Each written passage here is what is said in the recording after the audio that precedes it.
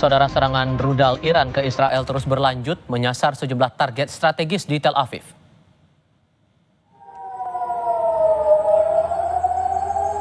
Sejumlah rudal balistik Iran kembali terlihat di wilayah udara Israel untuk merespons serangan Iran. Israel berupaya menembak jatuh rudal-rudal yang ditembakkan Iran. Sebelumnya, Garda Revolusi Iran memamerkan serangan rudal yang ditembakkan ke wilayah Israel.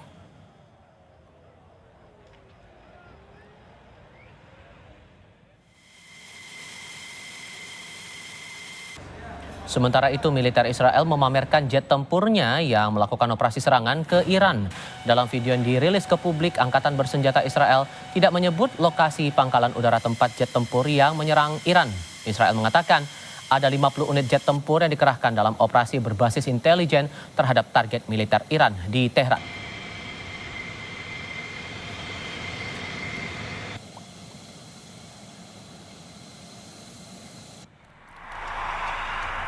Meningkatnya ketegangan Israel-Iran membuat Amerika Serikat menempatkan 4 unit pesawat angkut angkatan udara di sebuah bandara di luar kota Pafos, Siprus.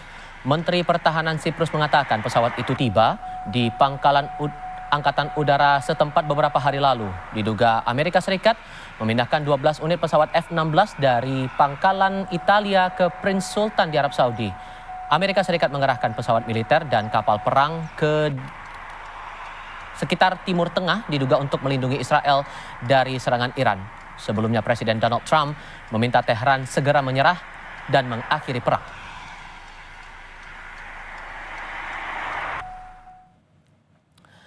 Perlu dipahami saudara, Iran dalam perang menghadapi Israel mengandalkan sejumlah pesawat lamanya seperti F-14A Tomcat, F-5E Tiger, F-4 Skyhawk, lalu ada Sukhoi Su-24, Mikoyan MiG-29 dan Chengdu F-7. Angkatan udara Iran di atas kertas kalah kualitas dari Israel. Pesawat tempur Iran sejauh ini hanya terdiri atas 2 generasi. Terdiri dari generasi di era kekuasaan Wangsa Pahlavi diperoleh dari Amerika Serikat. Kemudian di era pasca revolusi diisi oleh pesawat dari Rusia dan Tiongkok. Di sisi lain, kekuatan Angkatan Udara Israel diperkuat jet tempur pesawat F-35I, F-15 dan F-16 yang telah mengalami modifikasi. Untuk pesawat tempur, Israel disokong sepenuhnya oleh Amerika Serikat. Armada udara Israel yang terbaru dan paling canggih ialah F-35I yang sudah dibekali dengan kemampuan siluman dan dapat mengeliminasi sejumlah target dalam waktu bersamaan, baik target di udara maupun di permukaan.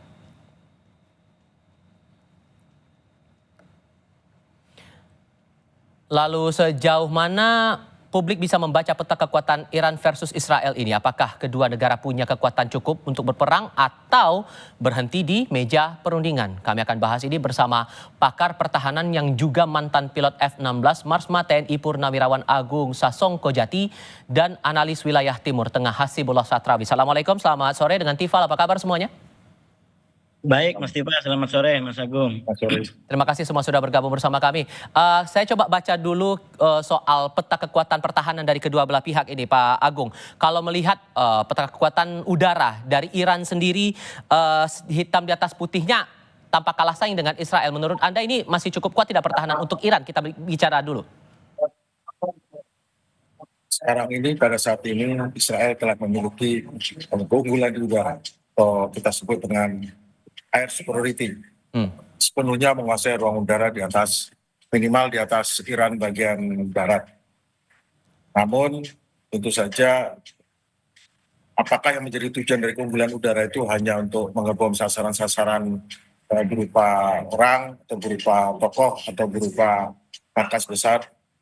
Apakah sudah berhasil untuk mencapai sasarannya, yaitu pusat daripada pengayaan uranium daripada Iran, atau tersebarnya pengayaan, karena pengayaan jumlahnya banyak sekali ya, di atas 10.000. Apakah tujuan itu sudah tercapai? Karena tujuan utama daripada operasi kali ini adalah menghancurkan kapasitas atau kemampuan nuklir Iran, baik secara diplomasi atau secara militer. Itu kelihatannya belum tercapai pada saat ini. Oke, tapi dengan alat pertahanan yang sudah dimiliki oleh Iran saat ini ditambah dengan dinamika yang muncul sampai dengan sekarang, gejolak masih terjadi. Menurut Anda posisinya antara Iran dan Israel ini sama-sama imbang atau justru ada plus minusnya masing-masing?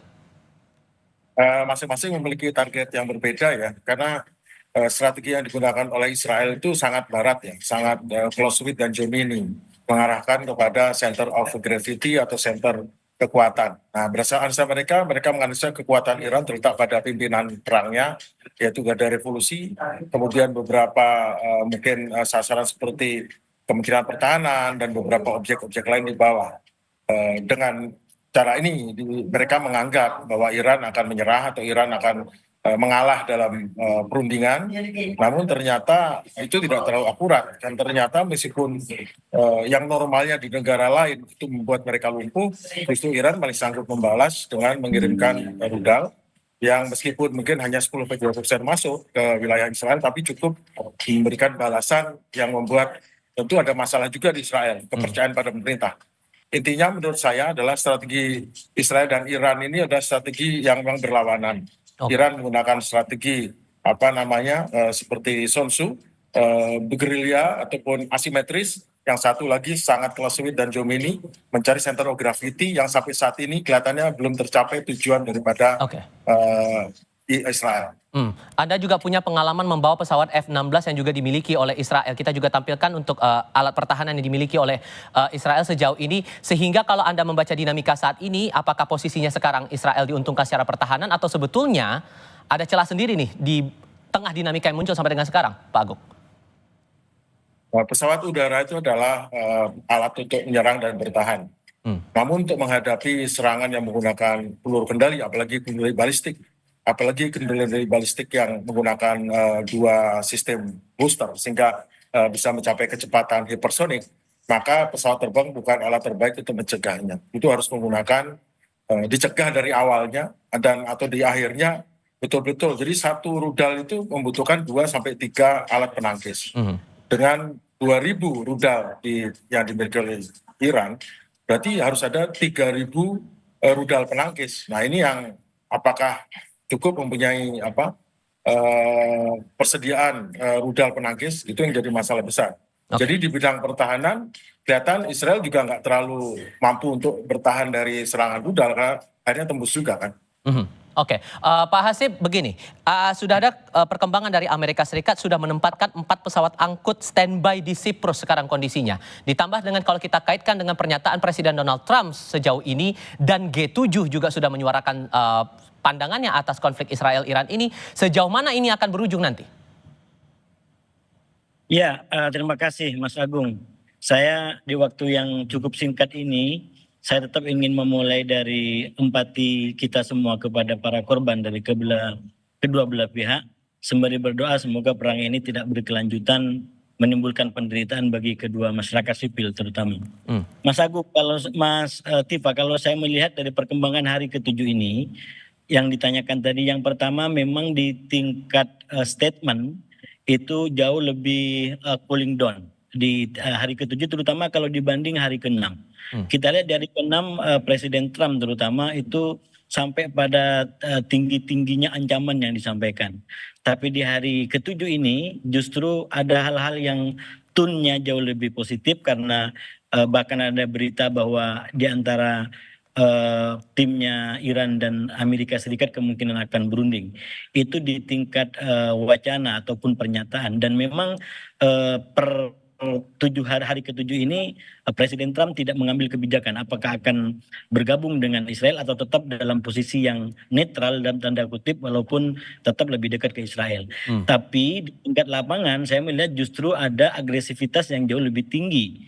Misalkan serangan dari Iran itu yang menargetkan Tel Aviv dan beberapa kota lain yang itu menimbulkan dampak luar biasa, termasuk digunakannya roket-roket baru yang mempunyai kekuatan yang jauh lebih kuat dari sebelumnya. Nah, ini kondisi terakhirnya Mas Agung. So kalau kita baca juga perkembangan terakhir dari Rusia menyampaikan bahwa mereka siap untuk turun tangan tapi sebagai penengah, sebagai pihak yang siap untuk memediasi kedua belah pihak. Mungkinkah ini terjadi menurut Anda, Mas Hasib? Ya, kalau kita membaca dalam perkembangan yang begitu cepat ini, memang kita nggak bisa jangka panjang. Kita harus day to day, karena situasinya begitu cepat. Nah, kalau dibaca dari Rusia, menurut saya Rusia dan beberapa negara lain di tingkat statement paling tidak itu masih begitu abstrak ya, masih begitu abstrak dan justru yang begitu jelas itu adalah peningkatan-peningkatan terutama di level pendukung-pendukung Israel yang sangat kuat menyampaikan hal-hal yang sifatnya dukungan di tingkat wacana tapi belum menjadi tindakan konkret. Pak Agung begini, Israel sempat mengklaim bahwa kekuatan udara Iran sudah dilumpuhkan. Sejauh pandangan Anda atau analisis Anda, apakah kekuatan udara Iran sudah segera habis kondisinya sekarang? Nah itu yang betul. Sorry, ke Pak Agung. Oke, silakan Pak Agung. Oh ya, siap, betul. Karena keunggulan udara atau air superiority di tangan Israel membuat angkatan udara Iran tidak bebas bergerak di daerah Iran bagian barat. Namun kita perlu lihat ya bahwa apabila dua buah negara berhadapan, maka mereka menggunakan instrument of national power ataupun instrumen kekuatan nasionalnya. Diplomasi sudah beradu antara pendukung Iran dan Iran sendiri dengan pendukung Israel dan Amerika. Kemudian secara militeri Israel sudah gerak, Amerika mengancam dengan diplomasi. Dan secara ekonomi jelas Iran sudah diberi sanksi yang berat. Sementara Israel juga ada sanksi dari beberapa negara yang disanksi pada Israel untuk terkait dengan apalagi dengan Gaza. Namun sebuah ini baik instrumen ekonomi, instrumen militer dan instrumen diplomasi itu semua diliput oleh instrumen informasional. Instrumen informasional ataupun perang informasi ini yang membuat sesuatu yang kecil menjadi besar, yang besar dikecilkan. Nah sekarang kekuatan daripada perang informasi atau instrumen informasional ini yang sedang beradu. Nah, ini yang membuat opini publik menjadi berubah. Yang satu melaksanakan serangan dengan serangan informasi seperti ini, yang lain juga dan juga bertahan secara informasi, buzzer-buzzer berjalan. Nampaknya lihat di negara barat mereka selalu pro dan mengurangi, kelihatan Iran kurang, Israel besar. Kemudian sebaliknya pendukung Iran membuat sana kelihatan Israel tidak terlalu sukses, Iran sanggup bertahan. Bahkan bertahannya Iran, serangan Iran yang sukses 10-20% itu seolah-olah 100%. Sementara Israel yang menyerang mungkin cuma 50% jadi 100%. Akhirnya kita bisa melihat bahwa ini tetap bahwa diplomasi dan perang semua komponen itu adalah hanya bergantian. Jadi militer dan diplomasi itu hanya bergantian cara karena memang perang itu alat sah untuk menyelesaikan konflik. Oke. Gitu. Sehingga Mas Hasib, karena dua-dua pihak ini saling menganggap satu sama lain sebagai musuh, apakah ini posisinya akan semuanya selesai dalam masa perang seperti ini atau justru bisa selesai lewat perundingan menurut Anda? Ada pihak yang menjadi penengah di sini menurut Anda? Di dalam sejarah manapun kalau perang itu kekuatannya berimbang, ya itu mau tidak mau adalah kompromi.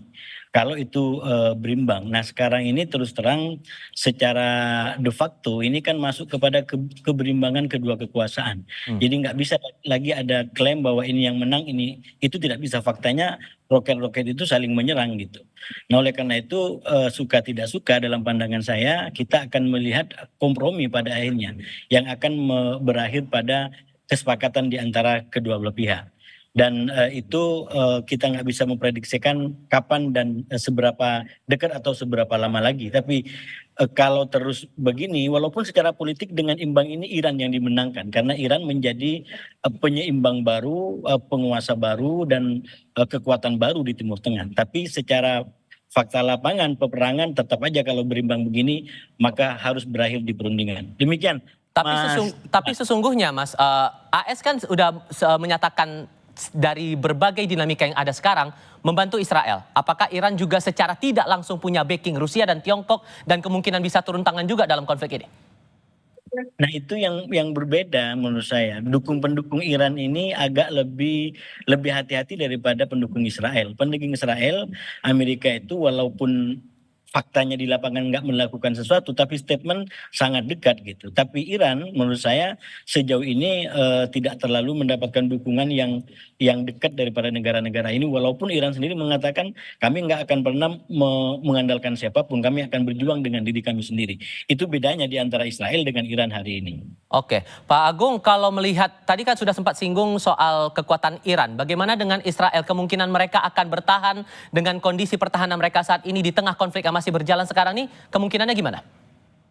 Israel tentu ada batas juga. Pada saat kenyataan bahwa Iran masih memiliki 1.500 rudal dan kemungkinan dari 1.500 itu bisa masuk 150 rudal menghujani Tel Aviv. Tentu harus dihitung economic of war-nya. Dan di sisi lain sebetulnya kan kita bisa lihat bahwa sudah mengenai soal Iran punya nuklir atau tidak, dengan mudah Iran itu bisa sebetulnya beli atau dapat dari negara lain yang sudah yang seperti Korea Utara sebenarnya.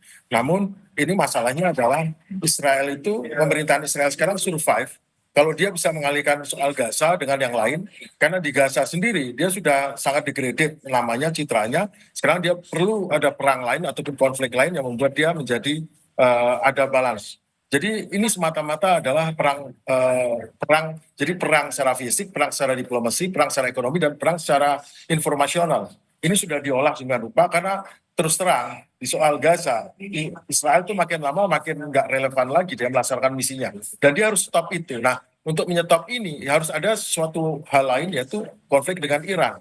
Karena sesungguhnya inti daripada persoalannya adalah menyelamatkan rezim Netanyahu harus diselamatkan, dan juga selain Iran bukan sekedar untuk harga negara, tapi rezim yang ada sekarang juga harus menyelamatkan diri dengan bagaimana cara terbaik untuk mengatasi problem ini dengan militer, dengan diplomasi, dengan apa, sehingga dia oke di mata rakyatnya. Sama juga Netanyahu. Kalau Netanyahu masalahnya adalah lebih besar lagi, dia bukan hanya oke di mata rakyatnya, juga oke di mata dunia. Sebetulnya terus terang dari segi strategik Israel itu agak di bawah ini, dia agak sangat, karena genocide, pembantian orang itu kejahatan internasional dan itu tidak akan dilupakan. Citra Israel sebagai kumpulan orang-orang yang tertindas dalam Perang Dunia Kedua sekarang sudah berubah menjadi citra betul-betul tangan kanan penjajah, mewakili kolonialisme, mewakili kapitalisme, dan yang buruk-buruk ada di situ. Kalau Anda membaca sendiri Pak Agung, kemungkinan negara lain ikut turun tangan dalam konflik ini seberapa besar? Dengan banyak pernyataan sana-sini yang muncul, kemungkinan eskalasi bakal lebih besar, apakah akan terjadi dalam waktu dekat? Membaca pernyataannya saja dulu sekarang. War of attrition, perang atrisi.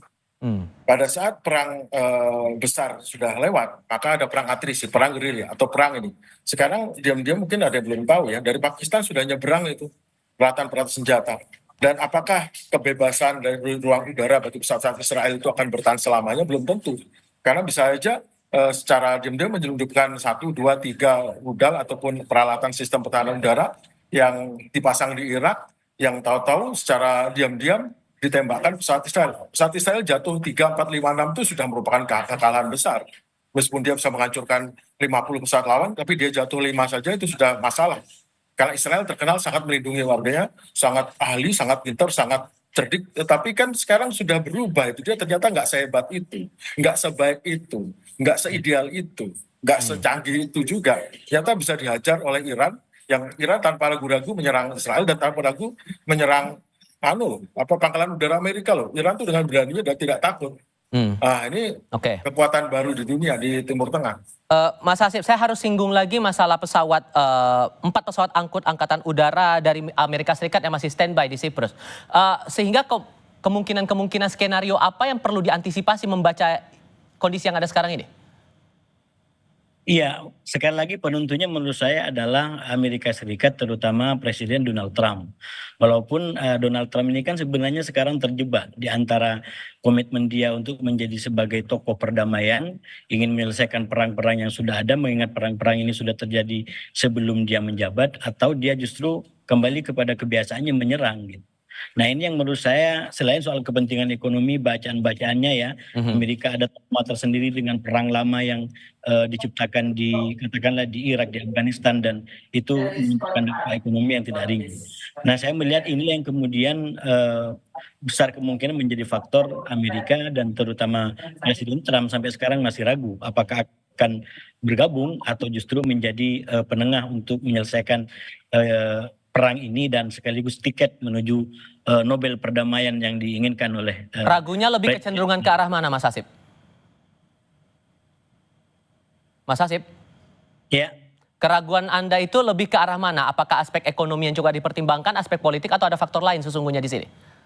Dua-duanya menurut saya sekarang lagi berada di tengah, bukan kita sebagai pembaca yang ragu, memang yang dibaca yaitu Presiden Trump yang sedang ragu. Makanya walaupun situasinya udah sangat darurat kemarin, kenyataannya belum ada keputusan yang diambil. Jadi ini juga menunjukkan bahwa perkembangannya sangat cepat dan Amerika sendiri masih mengkaji kemungkinan-kemungkinan yang ada. Anda sependapat juga Pak Agung di sini atau punya pandangan lain Pak?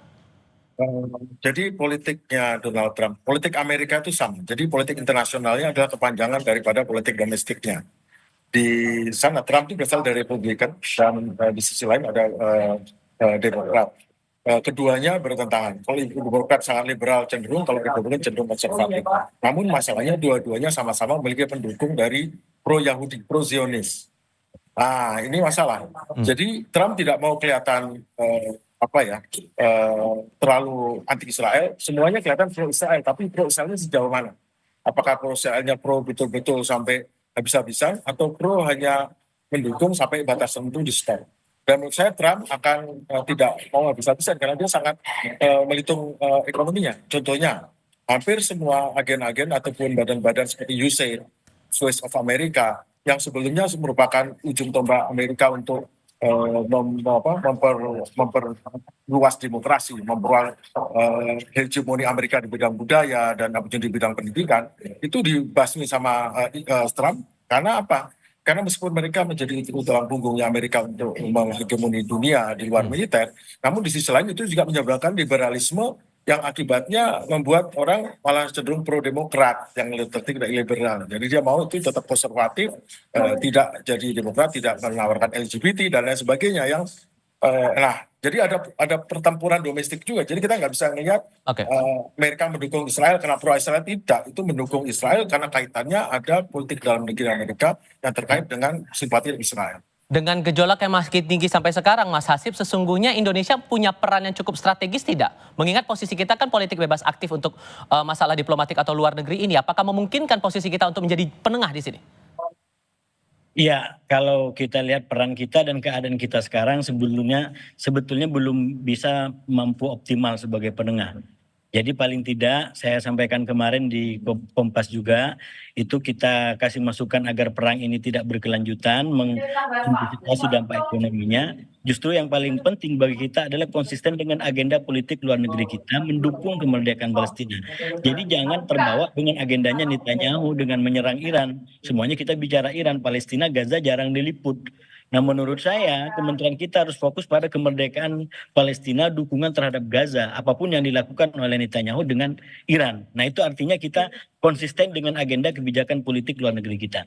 Itu yang paling strategis menurut saya. Oke, Pak Agung, Anda punya pendapat lain di sini, posisi kita untuk menengahi konflik ini memungkinkan atau tidak? Indonesia bisa berperan dengan menggalang kita punya peran, kita ikut BRICS, kita ikut ASEAN. Indonesia sebagai pimpinan di negara ASEAN, negara terbesar di Asia Tenggara, bisa memberikan pendapatnya terkait ini. Pendapat yang cukup kuat itu cukup membantu, karena itu akan mempengaruhi opini publik. Karena kita tahu bahwa masalah ini bukan hanya masalah di Timur Tengah atau Iran atau Israel, tapi di Indonesia pun banyak publik yang belum tahu stand pemerintah kita apa. Nah, dengan stand pemerintah kita itu akan mempengaruhi opini, dan opini itu penting. Kenapa? Karena terkait dengan ekonomi, terkait dengan suka dan tidak suka. Nah, sekarang yang penting adalah kita tetap harus mendukung Palestina. Dan untuk itu harus jelas itu. Kita harus ucapkan statement mendukung Palestina. Saya setuju dengan beliau bahwa Kementerian Luar Negeri kita ataupun kementerian lainnya harus jelas itu tegas mendukung Palestina. Dan kebetulan pada saat ini Palestina itu sudah dekat merdeka loh. Justru malah apa yang dikerjakan Israel malah membuat Palestina makin dekat dengan kemerdekaan. Oke. Ada sependapat juga ya Mas Hasib soal ini? Iya, menurut saya memang harus begitu cara kita bekerja. Jadi harus konsisten dengan kebijakan politik luar negerinya gitu, dan ke dalam jalan lebih kuat. Ya. Oke, Pak Hasibullah Satrawi dan Pak Agung, terima kasih banyak sudah berbagi pandangan bersama kami. Assalamualaikum, selamat sore semuanya. Waalaikumsalam. Berita lain hadir sebentar lagi. Peletakan karangan bunga di Makam Pahlawan adalah salah satu agenda kenegaraan Presiden Prabowo Subianto dalam kunjungannya ke Rusia selama 2 hari ini.